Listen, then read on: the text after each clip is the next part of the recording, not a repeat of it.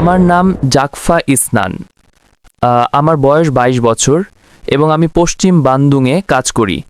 আমি একজন মুসলিম। আমি একজন অপারেটর। আমার একটি প্রশ্ন আছে। আসলে প্রশ্নটি আমার একজন অমুসলিম বন্ধুর পক্ষ থেকে। তার প্রশ্ন ঈশ্বরের অস্তিত্ব নিয়ে। মুসলিমদের কাছে ঈশ্বরের কোনো প্রতিমূর্তি নেই কেন? আমি ডক্টর জাকির নায়েকের ভিডিওর মতো করেই উত্তর দিয়েছিলাম। যজুর্বেদের রেফারেন্স দিয়ে বলেছিলাম তার কোনো প্রতিমূর্তি নেই, বা সংস্কৃতি যেমন বলা হয় চিত্র, ছবি বা মূর্তি নেই। কিন্তু সে পাল্টা প্রশ্ন করে, এটা কি যৌক্তিক যে তুমি এমন একজনের উপাসনা করছো যাকে তুমি দেখতে কেমন তা জানোই না? ধন্যবাদ। ভাই প্রশ্ন করেছেন যে আমরা কিভাবে কোনো প্রতিমূর্তি ছাড়া ঈশ্বরের উপাসনা করতে পারি। প্রথমত, আপনি যদি কোনো ঈশ্বরের প্রতিমূর্তি তৈরি করেন তবে আপনি তাকে ছোট করছেন বা অবমাননা করছেন। কারণ বেদ বলে ঈশ্বরের কোনো প্রতিমূর্তি নেই, বাইবেল বলে ঈশ্বরের কোনো প্রতিমূর্তি নেই, কোরআনও বলে ঈশ্বরের কোনো প্রতিমূর্তি নেই। তাহলে আপনি কিভাবে প্রতিমূর্তি বানান?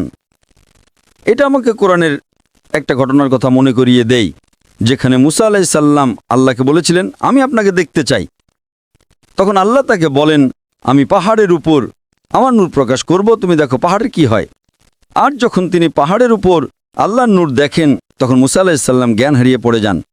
তিনি আল্লাহকে দেখেননি, তবুও পড়ে গিয়েছিলেন। এটাই আল্লাহ সুবহানাহু ওয়া তাআলার মহত্ব। আপনি প্রশ্ন করেছেন কিভাবে প্রতিমূর্তি ছাড়া আল্লাহর উপাসনা করা যায়। হ্যাঁ, আপনি যাকে শুনিয়ে ভাবতে চান তার জন্য ছবি থাকাটা আবশ্যক নয়। উদাহরণস্বরূপ, বিশ্বাস করার জন্য ছবি থাকাটা জরুরি নয়। ধরুন, কেউ আপনাকে বলল আমেরিকা খুব সুন্দর একটি দেশ এবং আপনি সেখানে যেতে চান, তাহলে সেখানে যাওয়ার জন্য কি আমেরিকার ছবি দেখা আবশ্যক? না। সব কিছুই আবশ্যক নয়। বিশেষ করে আমরা ইসলাম এবং অন্যান্য ধর্ম বিশ্বাস করি যে আল্লাহ সুবহানাহু ওয়া তাআলা এতটাই মহান যে এই জীবনে আপনি তাকে দেখতে পারবেন না, পরকালে দেখতে পারবেন যদি আপনি জান্নাতে চান। সুতরাং উপাসনার জন্য ছবি থাকা আবশ্যক নয়। আমরা কি করি? আমরা আল্লাহ সুবহানাহু ওয়া তাআলার নির্দেশনা অনুসরণ করি। আমরা যখন ইবাদত করি তখন কিয়ামে দাঁড়াই, রুকু করি, সিজদা করি। যখন আপনি সিজদা করেন তখন আপনি আল্লাহ সুবহানাহু ওয়া তাআলার সামনে প্রণত হন এবং বলেন যে তিনিই সর্বশ্রেষ্ঠ। কারণ আমাদের শরীর আমাদের নিয়ন্ত্রণে, আমাদের মন সরাসরি আমাদের নিয়ন্ত্রণে নয়।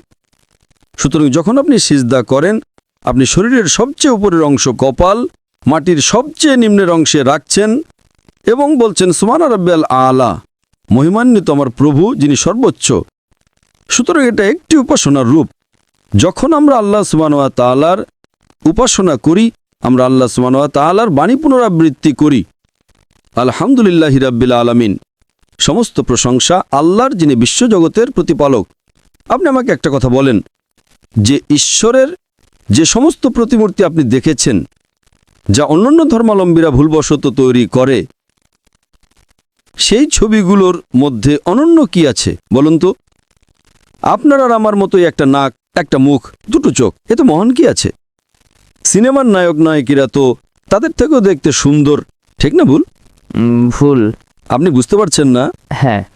সিনেমায় যে নায়কদের দেখেন তারা কি ঈশ্বরের ছবিগুলোর চেয়ে দেখতে সুন্দর নয়? হ্যাঁ। তারা যে ছবি দেখে উপাসনা করে তাতে এমন কি আছে যেটা তাকে ঈশ্বর বানায়? আমি যদি সেই ছবি দেখি আমার তো উপাসনা করতে ইচ্ছে করবে না, কারণ সে তো আমার মতোই দেখতে, ঠিক? হ্যাঁ। আমি কেন এমন একজনের উপাসনা করব যার গুণাবলী আমার মতোই? একটা নাক, একটা মুখ, দুটো চোখ, এতে অনন্য কি আছে? আল্লাহ বলেন ওয়াল্লাম ইয়াকুল্লাহু কুফুয়ান আহাদ, এবং তার সমতুল্য কিছুই নেই। যে মুহূর্তে আপনি ঈশ্বরকে এই পৃথিবীর কোনো কিছুর সাথে তুলনা করতে পারবেন সেদিন থেকে তিনি আর ঈশ্বর নন। এটাই তার সংজ্ঞা। ইসলামে আল্লাহর সংজ্ঞা হলো তার মতো কিছুই নেই। আর আপনি বলছেন আমাকে একটা ছবি দিন। যে মুহূর্তে আপনি ঈশ্বরের একটা ছবি তৈরি করবেন সেটার ঈশ্বর হতে পারে না। আপনি কি বুঝতে পারছেন? হ্যাঁ। ইসলামে যে মুহূর্তে আপনি ঈশ্বরের একটা ছবি তৈরি করবেন সেটা আর ঈশ্বর হতে পারে না, কারণ ঈশ্বর অনেক ঊর্ধ্বে। আমরা তার উপাসনা করি তার ক্ষমতার জন্য। তিনি আমাদের স্রষ্টা, আমাদের প্রতিপালক। আমরা তার নিদর্শন দেখে তার উপাসনা করি। সূর্য তার নিদর্শন, চাঁদ তার নিদর্শন, তারা তার নিদর্শন। বুঝতে পারছেন? হ্যাঁ। আমরা যে নেয়ামত পেয়েছি তার জন্য তার উপাসনা করি। আমাদের কাছে যে কোরআন আছে যখন আমরা তা পড়ি তখন তার প্রতি আমাদের ঈমান দৃঢ় হয়। এটা কোনো ছবির মাধ্যমে হয় না। ছবি তো আমাকে ঈশ্বর থেকে দূরে সরিয়ে দেবে, যদি সেটাই ঈশ্বর হয়। একজন ঈশ্বর অন্য ঈশ্বরের সাহায্য চাইছে, একজন ঈশ্বর অন্য ঈশ্বরকে হত্যা করছে, ঈশ্বর 3 দিনের জন্য মারা যাচ্ছেন। যদি ঈশ্বর 3 দিনের জন্য মারা যান, তাহলে আপনি কেন এমন ঈশ্বরের উপাসনা করবেন? ঠিক না ভুল?